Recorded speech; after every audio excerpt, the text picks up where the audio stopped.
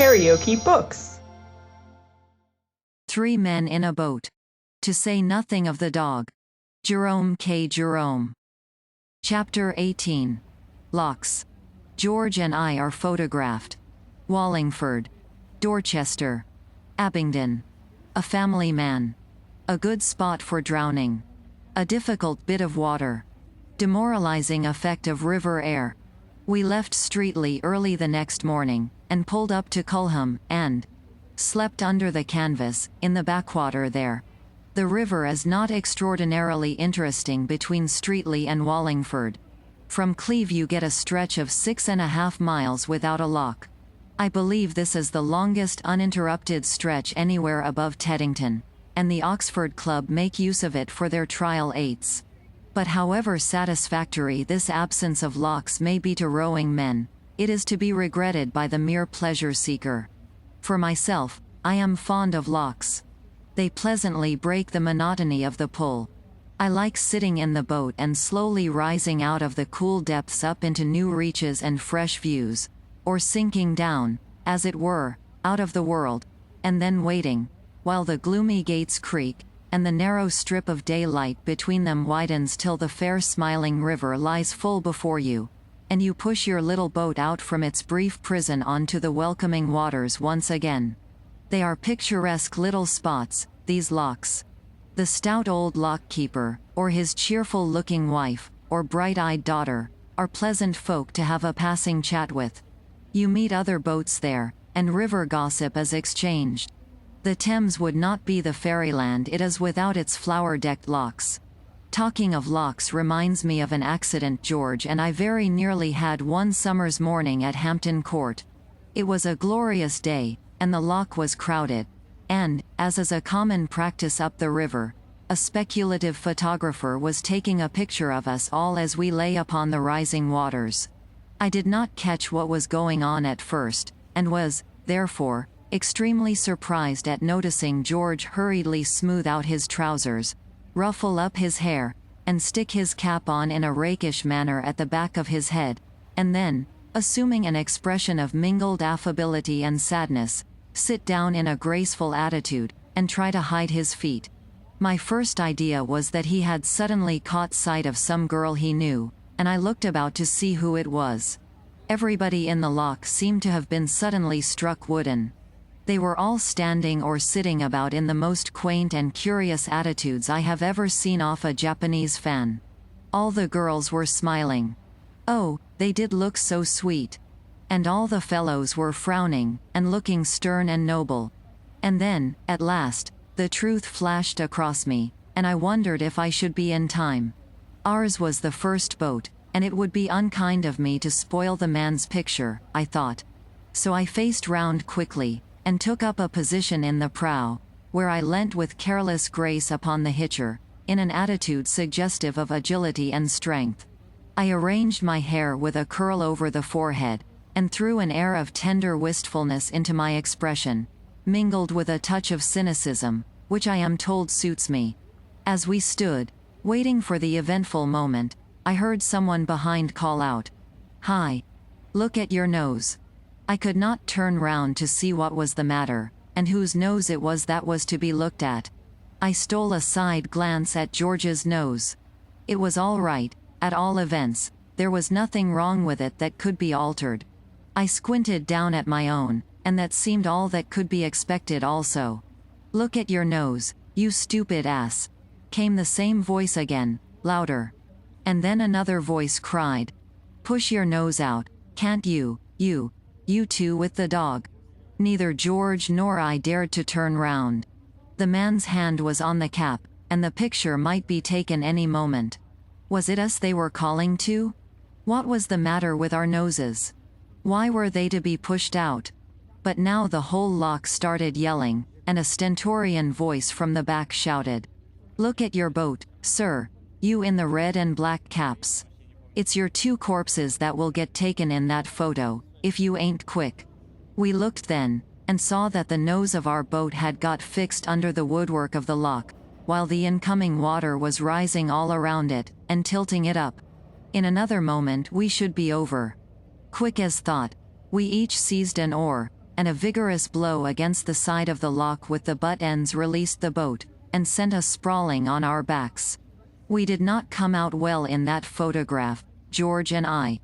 Of course, as was to be expected, our luck ordained it, that the man should set his wretched machine in motion at the precise moment that we were both lying on our backs with a wild expression of, "Where am I? And what is it?" on our faces, and our 4 feet waving madly in the air. Our feet were undoubtedly the leading article in that photograph. Indeed, very little else was to be seen. They filled up the foreground entirely. Behind them, you caught glimpses of the other boats, and bits of the surrounding scenery, but everything and everybody else in the loch looked so utterly insignificant and paltry compared with our feet, that all the other people felt quite ashamed of themselves, and refused to subscribe to the picture.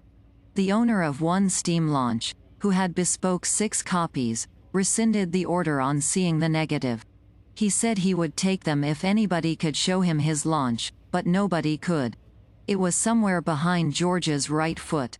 There was a good deal of unpleasantness over the business. The photographer thought we ought to take a dozen copies each, seeing that the photo was about 9/10 us, but we declined.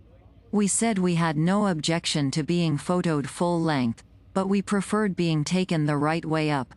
Wallingford, 6 miles above Streatley, is a very ancient town, and has been an active center for the making of English history.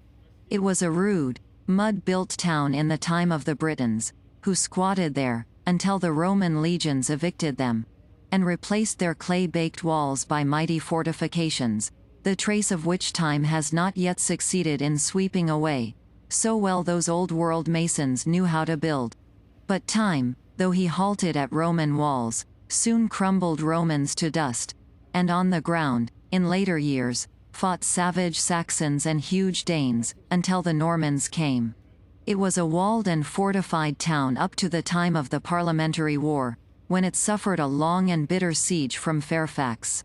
It fell at last, and then the walls were razed.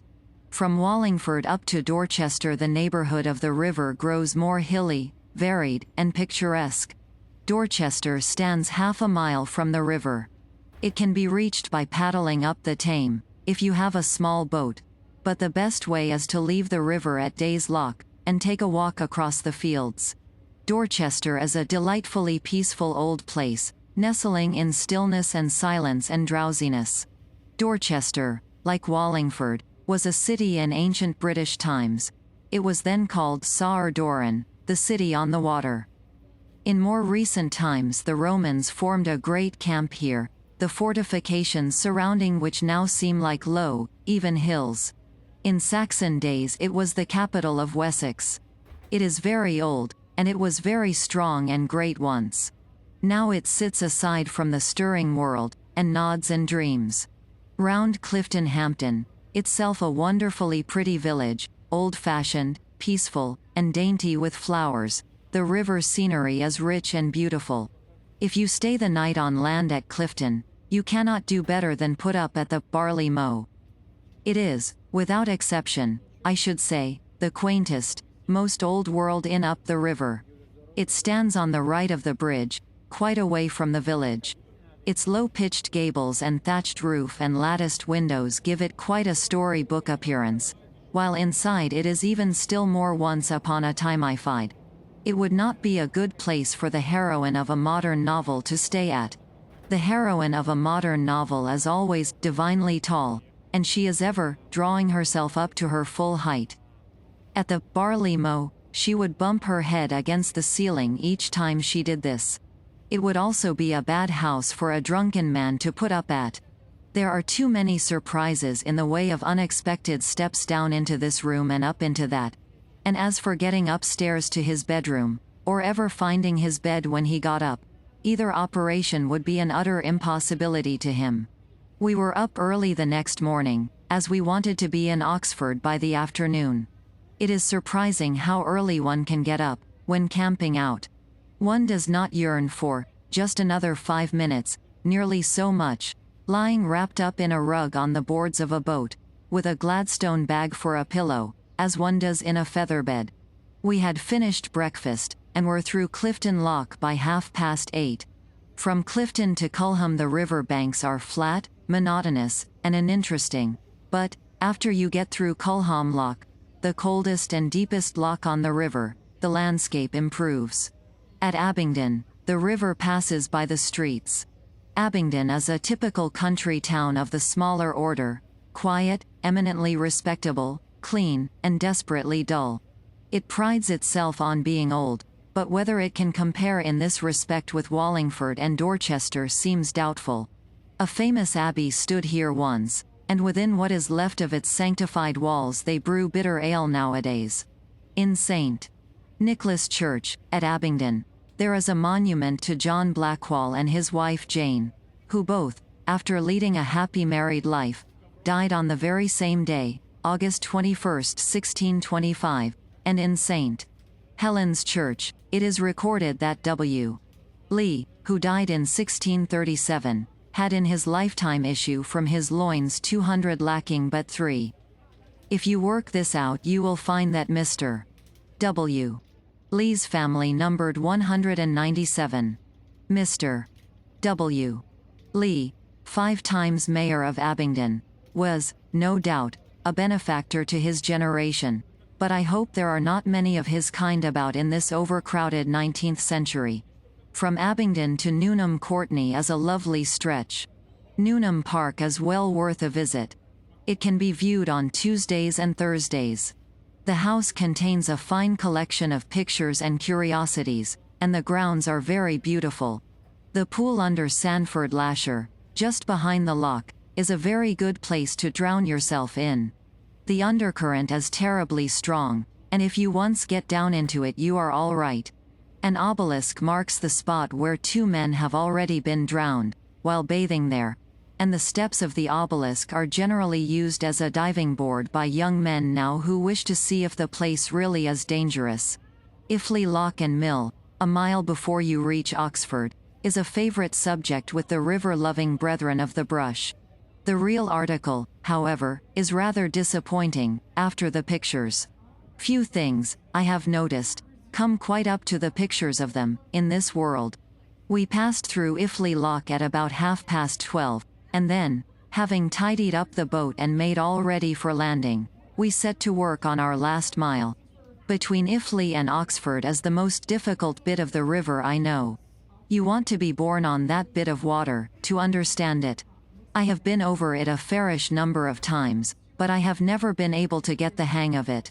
The man who could row a straight course from Oxford to Iffley ought to be able to live comfortably, under one roof, with his wife, his mother-in-law, his elder sister, and the old servant who was in the family when he was a baby.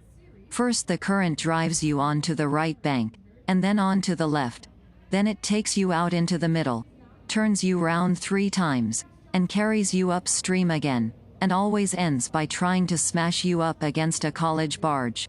Of course, as a consequence of this, we got in the way of a good many other boats, during the mile, and they in ours, and, of course, as a consequence of that, a good deal of bad language occurred.